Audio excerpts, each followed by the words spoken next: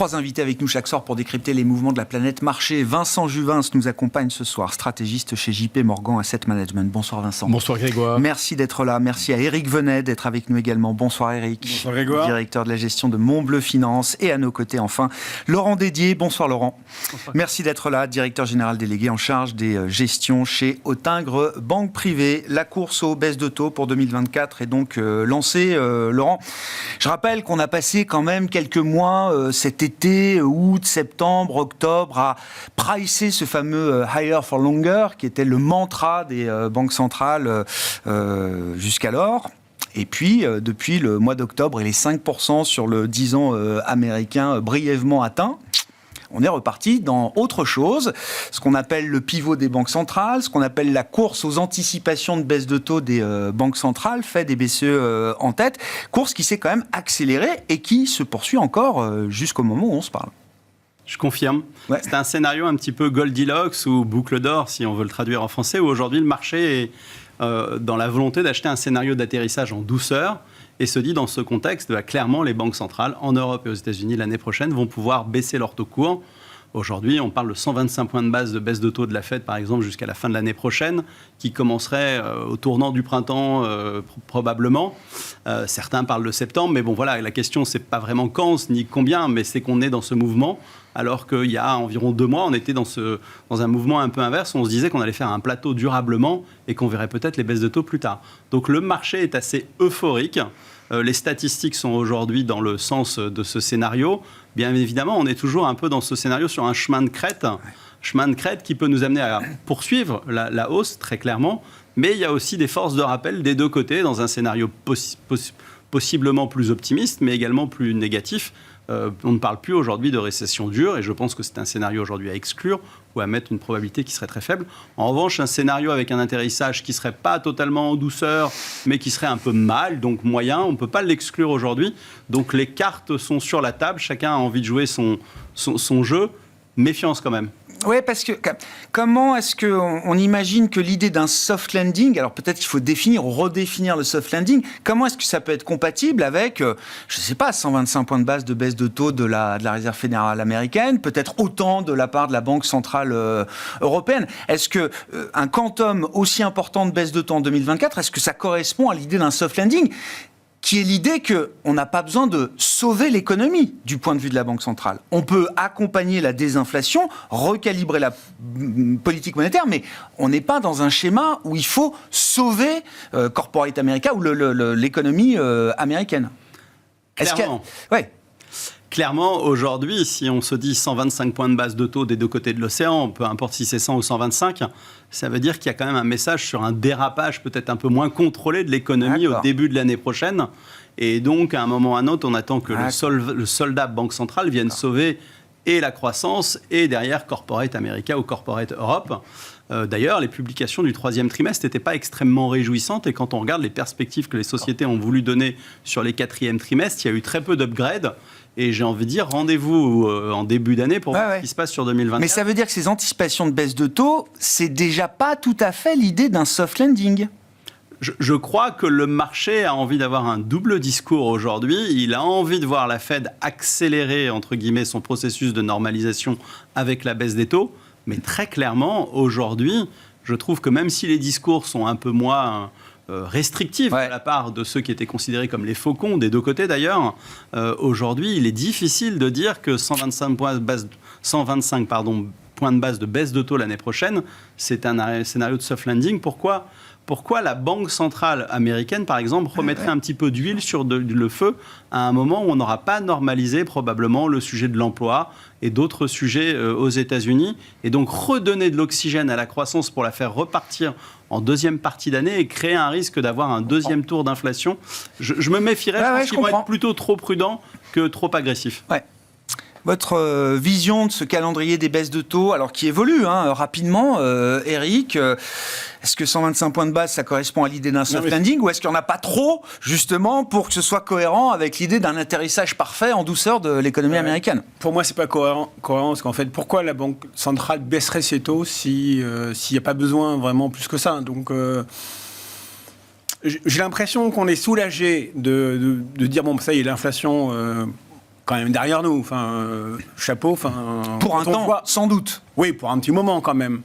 Ou alors là, pour le coup, on aura un contre-pied. Non, mais quand je dis pour un temps, oui, c'est pour quand même... pour un petit moment. Oui, plusieurs mois, un trimestre au moins. Je pense que c'est plutôt une conséquence de marché qui fait que on est tellement soulagé que c'est une conséquence plutôt qu'une anticipation. Et je pense que on va bientôt se réveiller en disant ok, d'accord, mais pourquoi baisserait-on les taux courts si ce n'est quelque chose qu'on n'a pas vu. Donc la dernière fois qu'on a eu une baisse de taux assez violente, on a eu la Fed qui nous a dit attendez, c'est pas fini, hein, donc je ne pense pas qu'on aura la Fed qui va revenir. Je pense qu'on va, à un moment donné, se rendre compte que peut-être qu'une baisse des taux au premier trimestre, ça me paraît un peu inapproprié. Ah ouais. Et d'ailleurs, autant aujourd'hui, on parlait de taux long, 4,50, 4,60, ou voire 5, c'était achetable. Autant aujourd'hui, à 4, c'est moins intéressant. C'est moins intéressant. Enfin, pour moi, je pense que l'équilibre... En fait, c'est toute la problématique de trouver ces fameux équilibres des taux longs. Et du côté de l'équilibre, on est, à mon avis, allé trop loin. Donc, je suis mal à l'aise par rapport à ce scénario macroéconomique qui est sous-tendu. D'accord avec l'idée que défendait Laurent, effectivement, que la Fed préférera attendre le plus tard possible avant d'enclencher son cycle de baisse de taux pour être sûr de ne pas reproduire des erreurs qui ont pu avoir lieu dans le passé. Hein. Le thème Burns a été quand même mis en avant régulièrement par Jérôme Powell et les autres. Je vois pourquoi elle gaspillerait des munitions de baisse de taux pour relancer si on a un atterrissage en douceur. En fait, c'est ce qu'on veut. Donc, quelque chose m'échappe dans le scénario macro. Bon. On verra, hein, on sort encore une fois d'un trimestre particulièrement fort en termes de croissance aux États-Unis. En fait, Est-ce qu'on peut imaginer que dans les 2-3 prochains trimestres, on ait une dégradation aussi sévère de l'économie américaine qui, alors là, pour le coup, donnerait toute légitimité peut-être à la Fed dans le cadre de son mandat double d'intervenir. L'écart, c'est le deuxième trimestre de croissance. Bon, le troisième, on passe à plus 5 et quatrième, on repasserait à 1,5, ouais. C'est cette bulle, je sais pas, cette excroissance. Bosse de croissance, qui a quand même pas mal perturbé, à mon avis, les marchés, avec donc la difficulté de trouver ce taux d'équilibre sur le 10 ans. Bon, sur les baisses de taux 2024, qu'est-ce qu'on dit chez JP Morgan AM Vincent, quelle est la position de la maison? Et puis moi, j'aime bien la question bonus. Est-ce qu'on imagine quelque chose de concerté ou de coordonné, en tout cas, entre la Fed et la BCE, à savoir une BCE qui ne prendrait pas trop de retard par rapport au calendrier de la Fed, ou est-ce que ce sont deux histoires différentes et qu'on n'est pas obligé d'imaginer que la BCE suive ou se mette tout de suite dans les pas de la Réserve fédérale américaine, quel que soit le début, quel que soit le timing des baisses de taux. Hein. Scénario du marché, c'est d'ailleurs pas que la BCE soit suiveuse dans ce contexte-là, mais plutôt qu'elle prenne les devants. Donc pour l'instant, c'est nouveau, depuis quelques jours. Hein. Alors moi je rejoins finalement les opinions de mes confrères. Aujourd'hui, il y a quelque chose qui ne va pas dans le marché. Soit on a un soft landing, on n'a pas de baisse de taux, soit on a baisse de taux et on n'a pas de soft landing. Donc il y a quelque chose qui ne va pas, donc prudence quand même sur 2024. Il y a une partie du marché qui nous dit donc qu'il n'y aura pas de soft landing. Il y a des gens dans le marché qui sont capables d'anticiper autre chose. Clairement, nous on réalisait un sondage dernièrement à l'occasion de la publication de notre Outlook 2024 et sondage sur LinkedIn auquel vous avez peut-être participé, mais enfin c'est vrai qu'une large majorité des répondants en plusieurs métiers s'exprimaient en tout cas pour une perspective de récession légère. Alors peut-être que la majorité d'entre eux est évidemment basée en Europe où les choses sont en effet un petit peu plus compliquées. Aux États-Unis on ne le voit pas, on en parlait hors plateau, on a une croissance 2023 qui sera vraisemblablement au-delà du potentiel et on voit peu aujourd'hui d'éléments de ralentissement pour 2024. Alors on attend ceci dit une convergence en 2024 au cas de la croissance économique américaine et européenne. Alors on a vu que la croissance européenne rejoigne la croissance américaine, pas de chance, c'est l'inverse. On va finalement avoir une croissance américaine qui ralentit parce qu'elle a été finalement boostée par une politique budgétaire tout à fait expansionniste ces dernières années. Trump puis Biden ont évidemment acheté de la croissance assez fort ces dernières années. On voit qu'il y a un déficit pléthorique. Alors il y a une certitude avec ces élections qui arrivent, c'est que le budget, ça va quand même être un sujet et qu'on sent que les Américains sont quand même arrivés au bout de ce qu'ils pouvaient faire. Il faudra quand même un petit peu de restreinte dans un contexte où la Fed bataille par ailleurs contre l'inflation. C'est un petit peu antinomique de continuer sur les deux tableaux. Alors en Europe, on va potentiellement voir une légère accélération par rapport à cette année. Alors le budget, il faudra quand même de l'austérité pour les États membres. Enfin, c'est le sujet un peu de discorde entre Français et Allemands pour l'instant sur la réactivation du pacte de stabilité et de croissance. Mais il y a en tout cas peut-être un élément positif, c'est le fait qu'on a été trop lent dans les investissements qui devaient être réalisés dans le cadre du fonds Next Generation EU Fund. On a réalisé à ce stade 35%, on a utilisé 35% de l'enveloppe qui devait être utilisée jusqu'à présent. Donc on peut légitimement espérer que 2024, 25, 26, on essaye d'utiliser cette enveloppe. Une montée en charge des dépenses européennes. Voilà, ce qui compenserait peut-être, en tout cas ou partiellement, l'austérité que certains États membres ont décidé d'implémenter. Les Allemands de manière un peu surprenante, les autres sont quand même un peu obligés de le faire. Donc, à contraire des États-Unis, il y aurait peut-être en tout cas des éléments de résilience sur l'aspect budgétaire. Donc la convergence se ferait par un ralentissement de l'économie américaine, mais également par une tenue de l'économie européenne. Voilà. Si j'essaye de regarder... Par rapport à 2023, finalement, l'économie européenne est attendue pour l'instant légèrement avec une meilleure croissance l'an prochain, alors que c'est une croissance divisée par 2 aux États-Unis. Donc, on verra. Convergence, mais enfin, c'est le 1% qui règne en termes de perspective de croissance. C'est quand même pas très folichon. Alors, ce qui pourrait être positif pour l'Europe, mais c'est pas un pari que je fais actuellement, on a souffert évidemment du fait que la Chine, cette année, nous a pas beaucoup aidé. C'est quand même un de nos partenaires commerciaux principaux. La Chine est à la panne. On n'a toujours pas vu les Chinois revenir dans les artères parisiennes.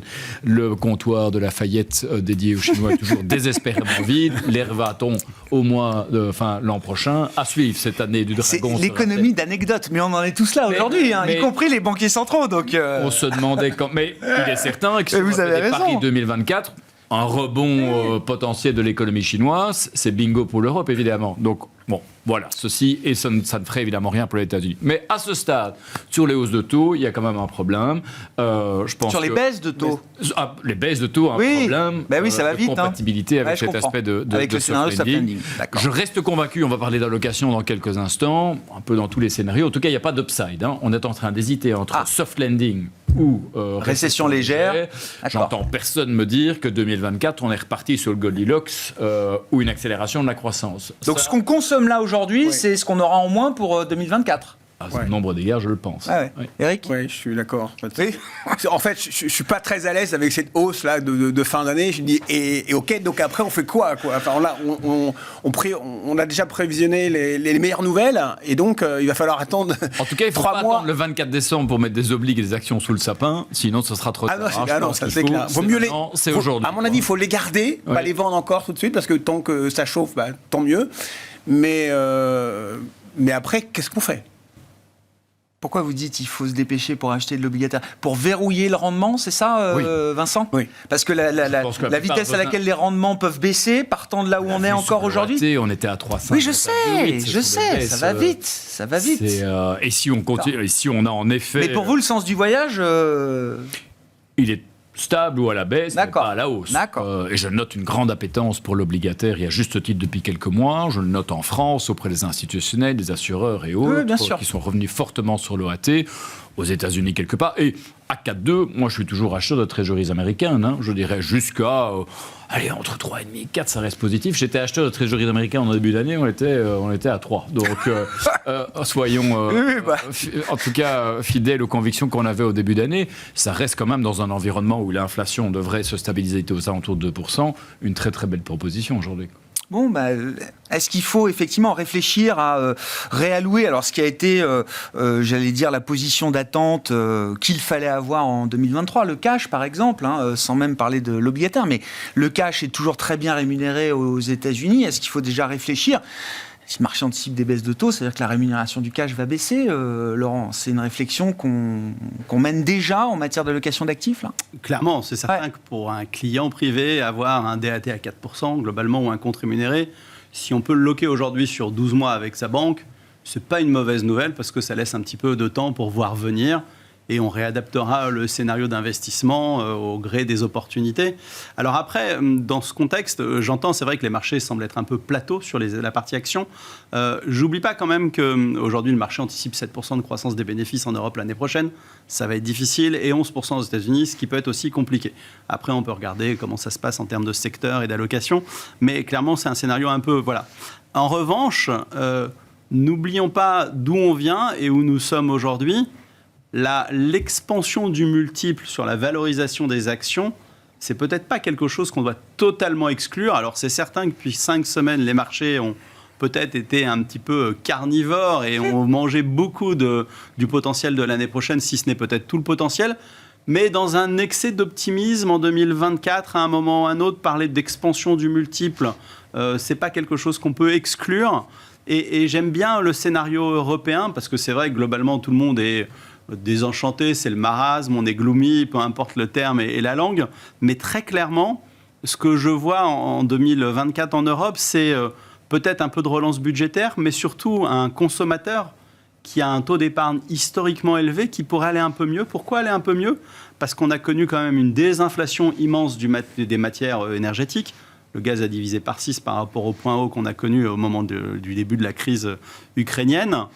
Et aujourd'hui, on est en salaire réel positif. Donc on a une inflation qui est un peu inférieure à la hausse des salaires.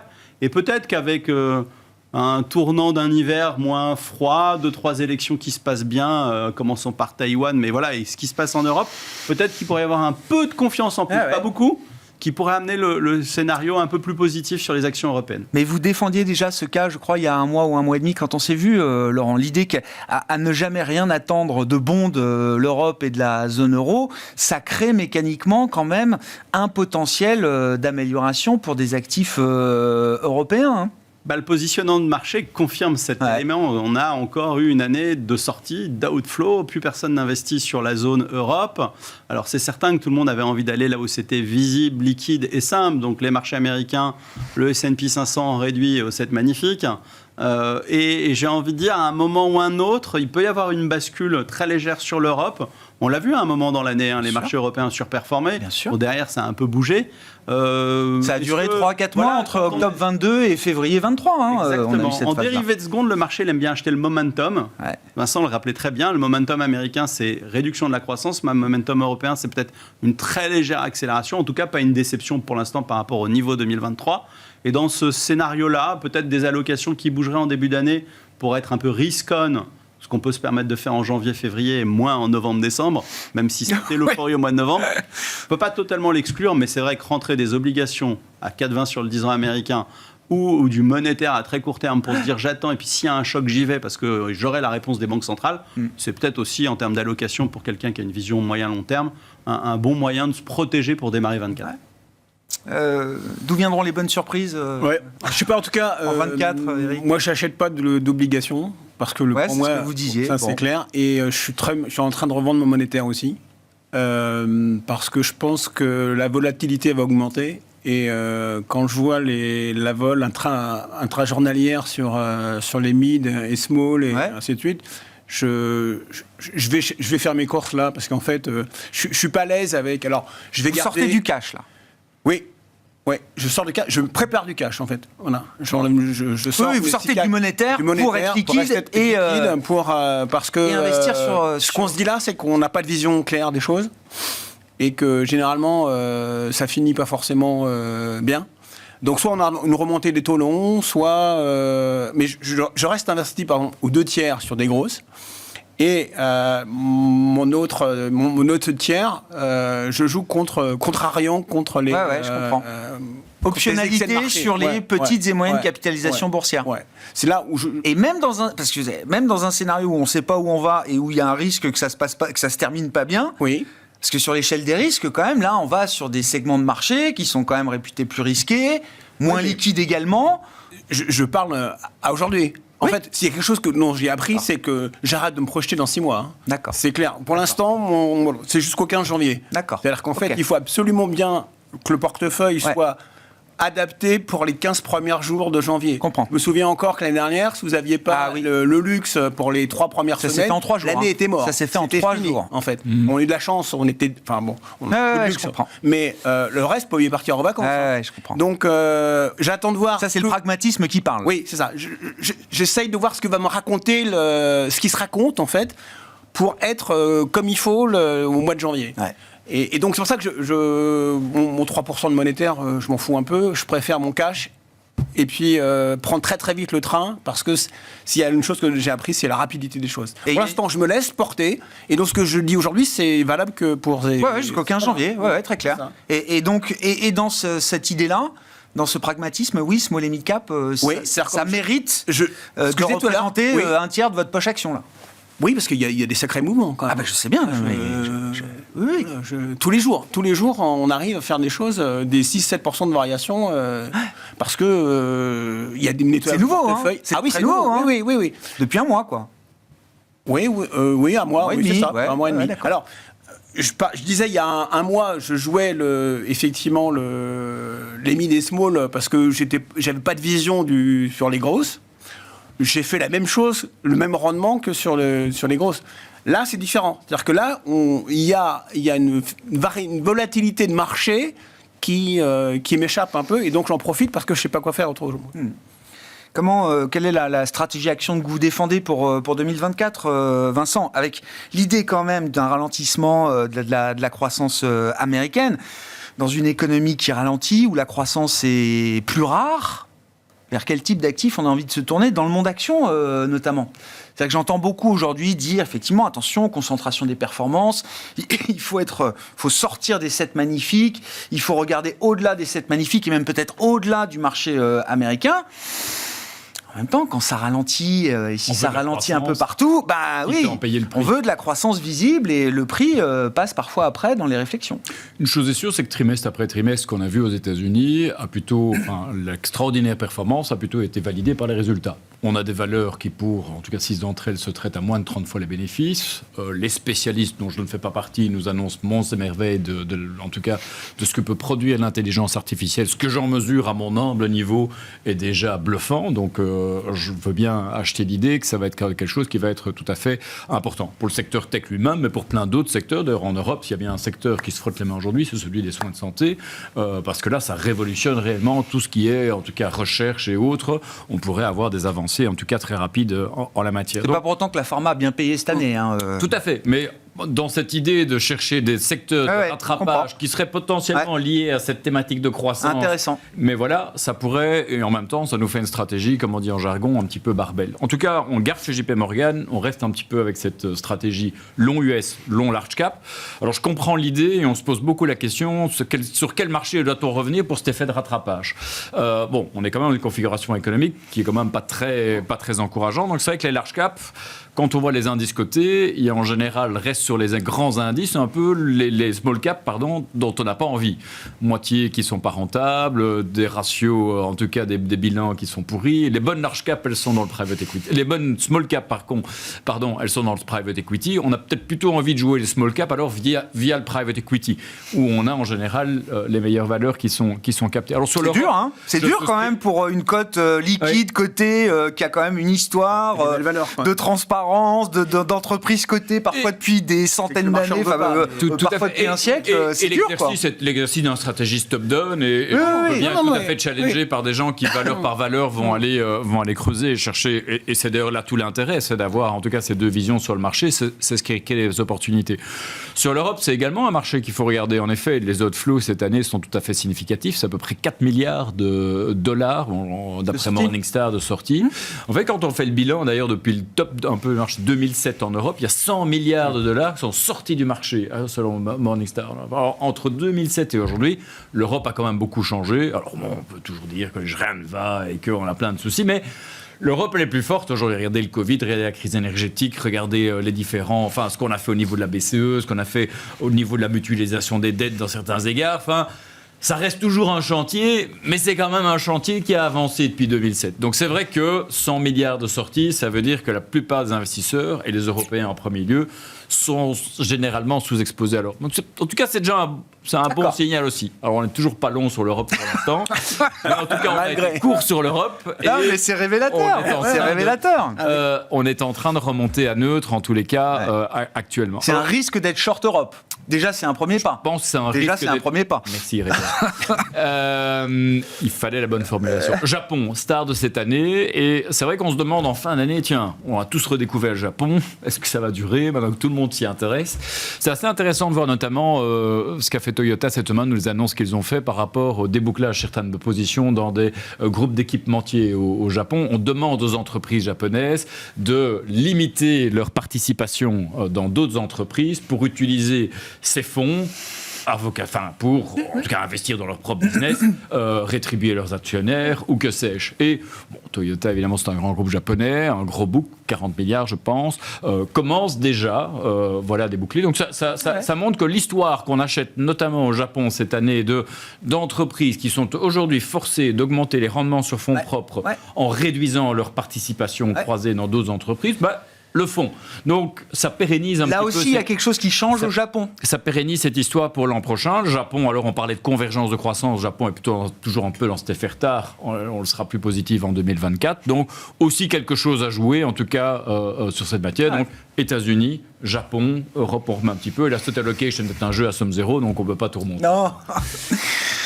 Laurent, sur l'idée de la diversification, effectivement, donc sortir des 7 magnifiques, enfin, déjà, à quelle distance on s'éloigne de ce groupe de valeurs? Parce que je veux bien qu'on dise qu'il faut en sortir, mais bon, c'est quand même compliqué. Ça reste quand même à la fois des boîtes très rentables, très profitables, très cash-rich, avec une rémunération du cash aujourd'hui. Enfin, il y a quand même beaucoup d'arguments toujours autour de l'idée que c'est bien d'être investi dans ce groupe de valeurs. Quelle distance on a envie de mettre?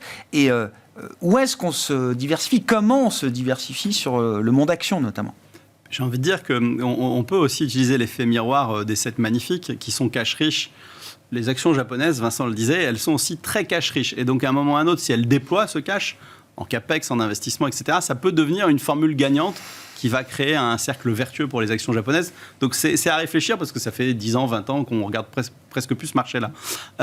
En Europe, globalement, si vous regardez l'Eurostoxx, si vous n'aviez pas SML et Novo Nordisk, il vous manque un gros truc aussi pour réaliser de la performance cette année. La moitié de la perf. J'entendais ce que tout à l'heure on disait sur le luxe pour le CAC 40 en début d'année ou même l'Eurostoxx. Donc il faut toujours être aux bons endroits et souvent c'est ces mêmes endroits. Voilà. Je pense que l'année prochaine, on peut aussi un peu normaliser les 2 dernières années. Pourquoi ? 2022, c'est peut-être un excès baissier sur les belles valeurs américaines de technologie. Cette année, c'est peut-être un excès haussier, c'est un retour à la moyenne. Donc l'année prochaine, c'est peut-être une performance qui sera équivalente au marché. Et donc, on peut peut-être utiliser ces actions excessivement liquides pour financer des achats tactiques. Je pense qu'on n'a pas encore de call très puissant structurel pour prendre un pari sur les small caps. Ça nous intéresse aussi. On commence à le faire, mais on n'a pas envie d'être all-in tout de suite sur les small caps, mais clairement, il faut commencer un peu à les regarder parce qu'il y a des choses qui peuvent être intéressantes. Maintenant, en termes de diversification, je pense qu'il faut aussi être un peu contrariant de temps en temps. Alors, il ne faut pas être contrariant par nature parce qu'on ne va pas toujours gagner de l'argent. Aujourd'hui, le marché, il est quand même positionné sur 3 segments quand on regarde un peu la cote internationale. La qualité, les valeurs défensives et la techno. Est-ce qu'elles n'ont pas... c'est vrai que dans un monde sans croissance, on a envie d'aller à cet endroit-là. Est-ce qu'on ne doit pas jouer aussi à un moment ou à un autre c'est trop tôt pour en parler maintenant, mais est-ce que le marché peut se positionner en se disant mais est-ce qu'en 2025, on normalise la croissance après les excès négatifs de 2024 ? Et dans ces conditions, on regarde peut-être quelques cycliques, quelques opportunités. Voilà, c'est des questions qui vont se poser au fil de l'eau en 2024. Comme toujours, ça va être très animé, très riche. En tout cas, pour l'instant, méfiance sur ces valeurs qui sont vraiment aujourd'hui très crowded dans les portefeuilles. Mais c'est intéressant parce que la question de 2024, c'est on va avoir le bas de cycle. Alors peut-être qu'on y est déjà en Europe, peut-être qu'on y sera dans quelques mois ou trimestres aux États-Unis. La question très ouverte, c'est qu'est-ce qui se passe une fois qu'on a bouclé le cycle précédent ? Est-ce qu'il y a l'idée quand même d'un redémarrage ? Quelle ampleur de rebond est-ce qu'on peut avoir à la suite de ce phénomène de bas de cycle et d'atterrissage ? Voilà, les croissances, et puis Vincent complètement. Certainement, les croissances potentielles en Europe, aux États-Unis, elles ne sont pas non plus extraordinaires. On a aujourd'hui pas grand-chose à espérer d'une réaccélération. Alors après, il peut y avoir de l'innovation. Voilà, le marché américain, le S&P 500, c'est peut-être un indice d'innovation globale, et dans ces conditions, peut-être qu'il a une valeur supérieure à l'économie. Peut-être que l'Eurostoxx c'est aussi un petit peu, sur certaines caractéristiques, un marché d'innovation. Mais attention, ne soyons pas trop gourmands ni optimistes sur la capacité de l'économie européenne ou américaine à réaccélérer. Il faudra un mouvement international plus fort, il faudra que la Chine se normalise, il faudra peut-être que les échanges internationaux se normalisent. On a une élection à la fin de l'année. Je trouve que ce qui se passe aux États-Unis depuis 4 ans, ça peut ressembler à ce qui s'est passé en 68. C'était compliqué. Si on se souvient bien, la séquence 68, alors il y a eu des malheurs et même des drames. Assassinat de Martin Luther King, Robert Kennedy aussi 2 mois après. Puis derrière, on a Nixon qui gagne une élection contre 2 candidats et qui est très compliqué entre Humphrey et Wallace. Bon, voilà, Biden a une phrase malheureuse cette semaine en disant si j'y vais, c'est juste pour lutter, pour contrer. C'est parce qu'il y a Trump. Sinon il y a un sujet de démocratie. Ouais. Ok, ça veut dire qu'on est quand même dans une économie qui est américaine, une situation qui est très clivée, très clivante. Bien sûr qu'on a bien conscience que tout ça ne peut pas déborder, mais ça va être compliqué de réunir les Américains sous un seul et unique projet à partir de l'année prochaine. Et donc voilà, il y a beaucoup de choses qui peuvent faire bouger la ligne. Au-delà du 15 janvier, Eric, non, mais les réflexions. Évidemment, il faut réfléchir à un possible retour de Donald Trump à la Maison-Blanche. Je ne sais pas, sur le plan de ce qui nous concerne, hein. Il y a quelque chose, la géopolitique, tout ce qui se retrouve dans les marchés. Enfin, il faudra un moment ou un autre y réfléchir. Enfin, en tout cas, c'est déjà une réflexion qui est présente. Ce qui me gêne, c'est le pas pouvoir effectivement mettre là aussi une vision claire sur la politique et la géopolitique, en fait. Et je pense que la géopolitique va de plus en plus être nécessaire pour avoir une vision au moins prospective des marchés. Et on ne s'est pas amélioré quand même. Hein. Donc, et puis la guerre Ukraine-Russie, ça va pas amener de la stabilité. Hein. Non. Parce que là, on voit les débats sur les États-Unis et du soutien à l'Ukraine. Hein. Là, c'est les débats budgétaires de cette fin d'année au Congrès américain et en Europe. Il y a un Eurogroupe qui commence cette semaine et un sommet européen la semaine prochaine. Avec des divergences qui apparaissent de plus en plus fortes sur ces questions. Ça a une instabilité politique en Europe qui est pas meilleure une stabilité qui n'est pas meilleure qu'aux États-Unis. C'est pour ça que je suis toujours embêté de faire des prospectives. Je privilégie la liquidité, en fait. Alors, c'est peut-être le paradoxe, ce que je disais tout à l'heure sur les small. Mais le small, c'est simplement parce que, c'est une porte ouverte aujourd'hui. C'est une option. Une option et que c'est du grand n'importe quoi sur certains cours. Et donc, j'en profite, point. Et c'est gratuit. Mais c'est pour ça que je ne veux pas être en oblique non plus, parce que je veux être très réactif et pour pouvoir tenir compte.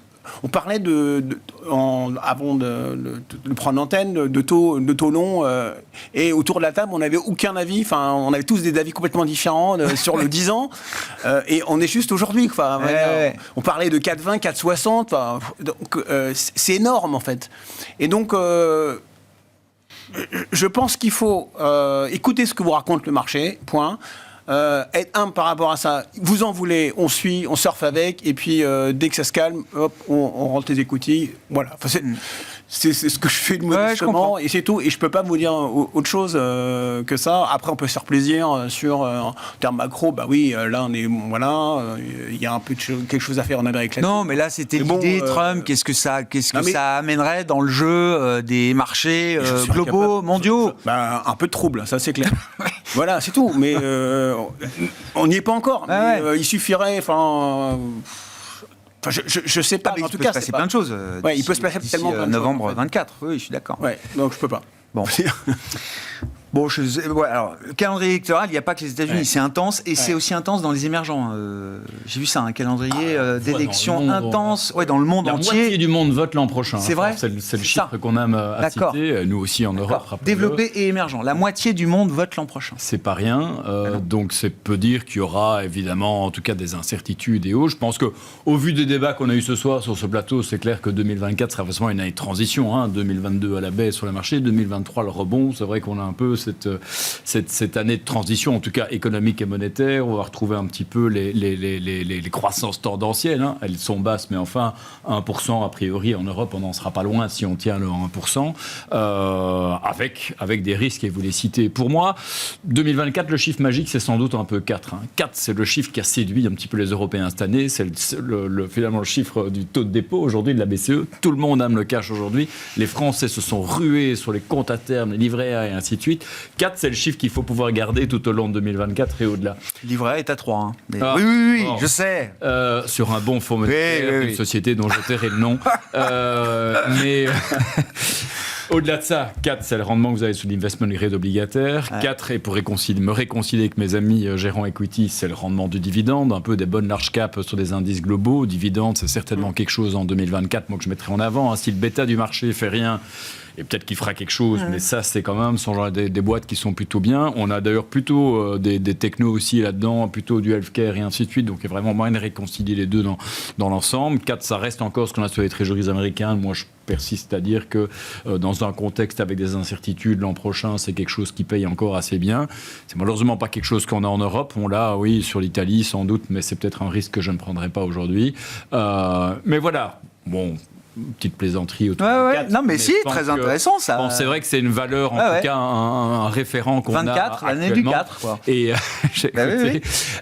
et en tout cas, avec une inflation qui baisse et qui devrait, en tout cas, d'après le pricing de marché, retomber à 2 l'an prochain, ça nous donne des rendements réels qui sont tout à fait satisfaisants de mon point de vue. Un mot des émergents ?